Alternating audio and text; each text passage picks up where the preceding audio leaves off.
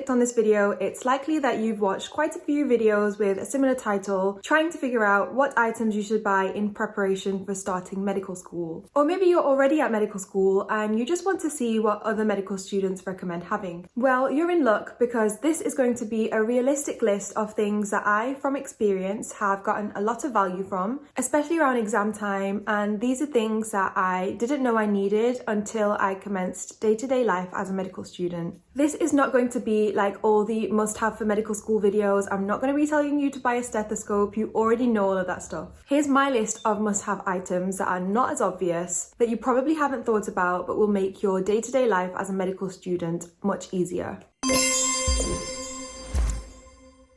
Hi everyone, welcome back to my channel. My name's Hiba. I'm in my final year of studying medicine at Manchester. The first item on this list I couldn't have successfully managed to get through exam season without. It's literally been a savior, and that is a hard drive. In my opinion, every single medical student needs an external hard drive, especially now that pretty much everyone does their studying, makes their lecture notes, makes their revision resources on their laptops. I don't think in my 4 years of medical school I've ever seen anyone handwrite their lecture notes, and even if anyone does, they'll always type up the final version onto their laptops. The amount of content we go through as medical students is insane. If you're already at medical school, you'll know, and if you're starting medical school, you'll soon find out. And it's just way too much of a risk not having an external hard drive to back up all of your work. If, God forbid, something happens to your laptop or it malfunctions in some way, which tech can sometimes do, that is years and years and years of hard work that will be completely lost, and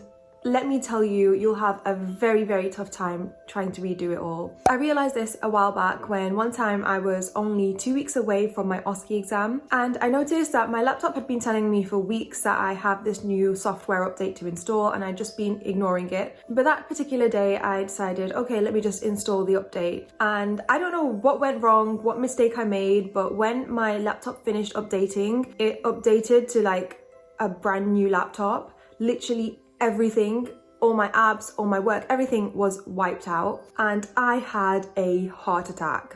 I could literally feel my heart like rise up to my throat. I was 2 weeks away from a really, really important exam, and all of the revision that I had done for it, all of the notes that I made for the exam were all gone. So when this happened, it was like 7:15 in the evening. I ran straight to my car. I got in, I was driving in a really panicked state, and I went to the nearest Apple store. When I got there, it was about 7:55 and the Genius Bar closes at 8 p.m. So when I got there, they told me that they wouldn't be able to see me that day. And I just started crying like a baby at the Apple store. I could barely speak, but I managed to tell them that I have an exam and like I'm so stressed out. And I cried to the point where one of the members of staff decided to stay over time so they could keep the Genius Bar open and take a look at my laptop. Luckily, on this occasion, they were able to retrieve all of my work. It was a huge relief, but I definitely learned my lesson, and the very next day I went out and bought this hard drive so that I could keep a copy of all of my work external to my laptop.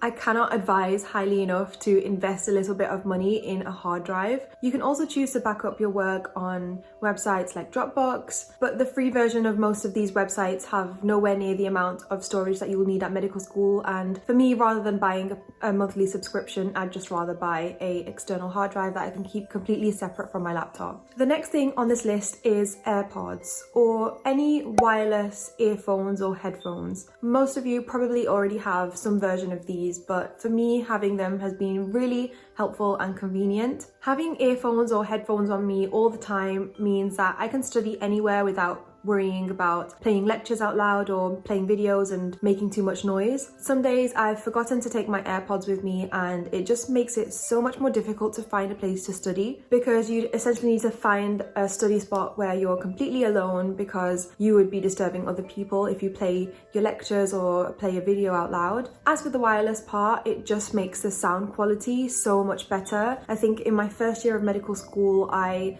only used like the normal wired earphones for my laptop and for watching lectures, and I would really struggle to hear even if there was the slightest bit of sound in the surroundings. Sometimes even if there wasn't any sound in the surroundings, I would just really struggle to hear. I'd have to keep rewinding again and again, and changing to using AirPods for me just made the process of making notes on videos a lot more efficient. Speaking of noise, an absolute must-have for me during especially my first few years of university were earplugs. I'm the type of person who can't really focus or study when there are people eating or talking or whispering near me. I don't know if this will make sense to anyone else, but when it's in a coffee shop, it's okay because there's so much noise that it just kind of merges into one big indiscernible blur of sound. Whereas if you're sat in a library, it's mostly silent, but with like the odd person having a conversation, whispering or eating, and I just really couldn't study or focus when that happened. So I started taking earplugs to the library, and it was really game-changing for me because it helped me focus on my work rather than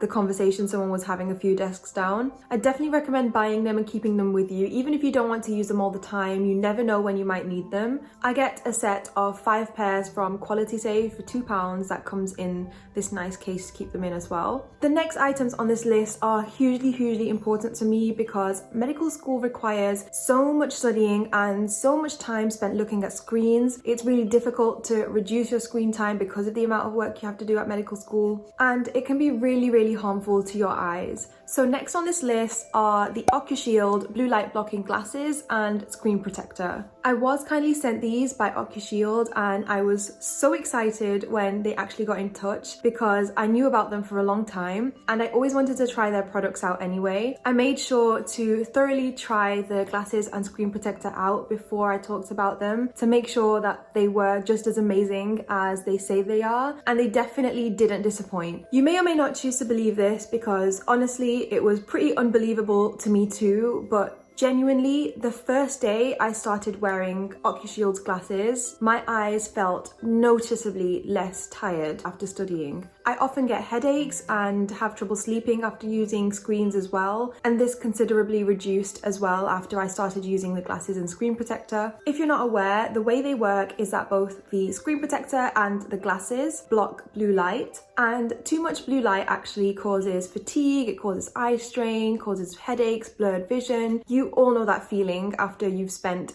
hours staring at screens. That is all down to blue light. It also reduces your sleep hormone, melatonin, so it messes up your sleep-wake cycle. And for people who are obsessed with skincare like I am, it can actually also worsen skin pigmentation. The OcuShield products have been developed by qualified optometrists, and they protect your eyes by blocking blue light, allowing your eyes to be healthier, allowing you to feel and sleep better, and essentially allowing you to get more done. The screen protectors actually also have a privacy filter, which basically means for anyone who is trying to look at your screen from an angle, all they'll see is a black screen. So that's an added benefit of the screen protector if you work in libraries or public areas. Their glasses are actually also so lightweight and so comfortable to wear. They're genuinely so much more comfortable to wear than all of the glasses I've got from Specsavers. When I wear glasses, I usually end up getting like two horrible marks here, and it kind of hurts my nose, but that never happens with these glasses no matter how long I wear them for. I genuinely cannot stress enough how important it is for you to take care of your eyes at medical school. I'm definitely never going back. It's a must-have for me, and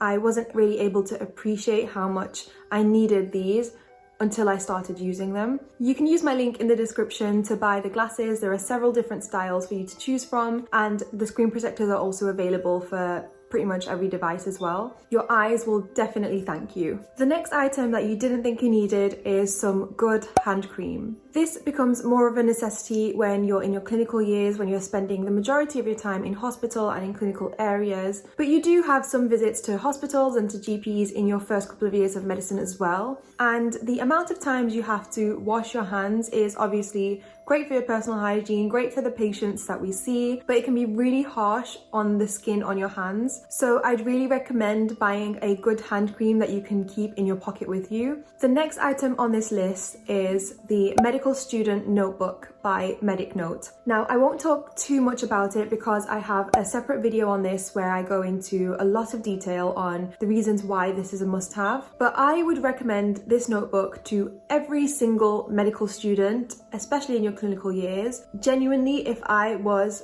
like the head of medical schools, I would give this to every medical student for free because it's hands down been the best tool that I've used to get in the habit of taking great histories from patients. And this isn't sponsored or anything. They have no idea that I'm mentioning them in this video. They weren't aware that I was making my last video on them either. It's just something that's genuinely given me so much value. It basically has the Calgary-Cambridge history structure on every single page that you can look at whilst you're taking a history from a patient, and using that again and again and again has allowed me to become so good at taking histories from patients. So do check out my detailed video on this book on why this is a must-have. And now the very last item on this list is a whiteboard.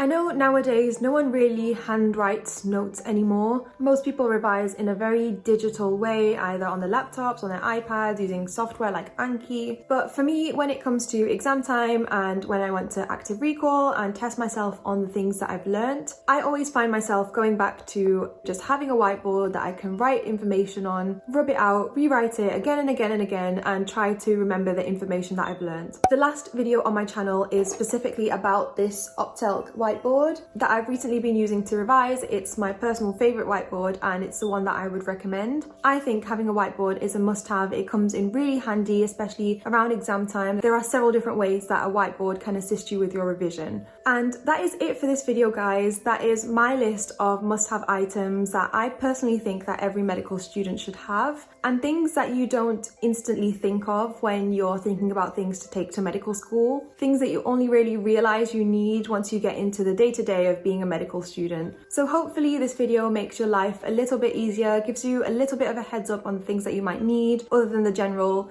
buy a stethoscope, buy the Oxford Handbook of Clinical Medicine. If you found this video helpful, I'd really appreciate if you give this video a thumbs up and also consider subscribing to my channel as well. I think you might find some of my other videos helpful too. Do also remember to watch the video on the whiteboard and also on the medical student notebook to hear more about how they've helped me. Thank you so much for watching, and I'll see you in the next video.